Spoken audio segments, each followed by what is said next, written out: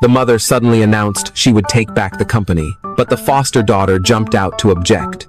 And the father disagreed as well. Everyone who had watched earlier knew the foster daughter was pregnant with the father's child, and she was secretly moving assets. The family uncovered the scheme, step by step, by listening to the girl's inner thoughts. The strong mother snapped back at the foster daughter, calling her nosy.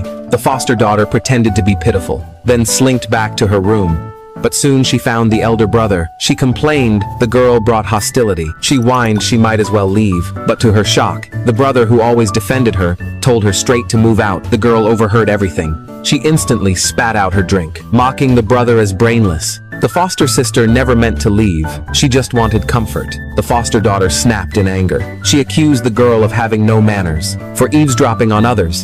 The girl grinned and fought back, saying she was just passing by. The brother turned and scolded the foster daughter. The girl smirked at the scene. She thought the brother was acting strange. Was this some tactic of playing hard to get?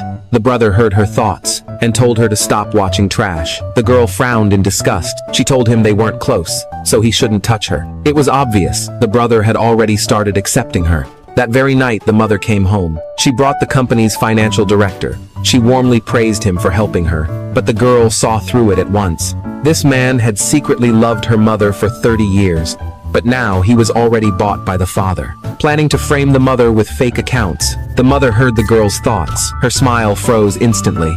Rage burned inside her. She wanted to tear the scumbag apart on the spot. This time, the girl dropped an even bigger bomb. The man wasn't just helping the father cook the books. He had planted hidden cameras in the office. He wanted to record himself seducing the mother and use it to ruin her reputation. The mother's rage almost exploded. She wanted to crush the scumbag on the spot, but the eldest son stopped her. He sent the man away with a calm excuse. The man shamelessly promised to pick her up tomorrow. The mother ordered her son find those cameras tonight. Soon came the mother's press conference. The cunning father walked in, serious as ever. He started with praise, saying everything he had now came from her, but then he turned cold. He accused her of stealing assets and of cheating with the finance director. He announced he wanted a divorce. Reporters rushed forward. The scheming foster daughter jumped in to spread rumors. She swore she saw the mother tangled with the director. But the mother, who had heard the girl's thoughts, had already prepared her counterattack. Yet the foster daughter kept hyping the scandal.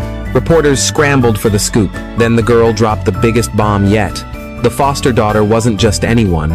She was the father's first love's daughter. The reason he adored her so much was because she looked exactly like his first love. The mother's fury finally erupted. She had wanted to keep the peace, but now she chose to strike without mercy. She ordered the truth to be revealed. On the big screen appeared the footage. The foster daughter entangled with the father in the office. Everyone was stunned. In front of shareholders and media, the woman tore the scumbag apart. She swept him out of the house with nothing. But the scheming man wouldn't stop here.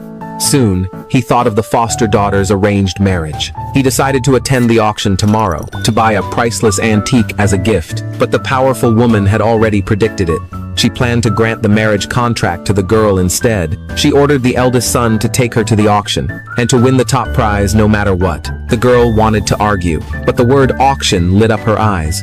Soon came the big day. The girl had never worn a gown before. The moment she entered, the foster daughter mocked her. But the foster daughter underestimated her. Even death couldn't stand her chatter. The girl launched her mocking mode. She sneered that the foster daughter, who had just been thrown out yesterday, still dared to show up at a grand auction today. Maybe she planned to put on a public scandal show. The foster daughter stomped her feet in rage. And just then, the long-absent fiancé finally appeared. The foster daughter rushed to cling to him, but the fiancé had already heard the girl's thoughts before. He had long guarded against the scheming foster daughter. The girl stared at the handsome man, smirking.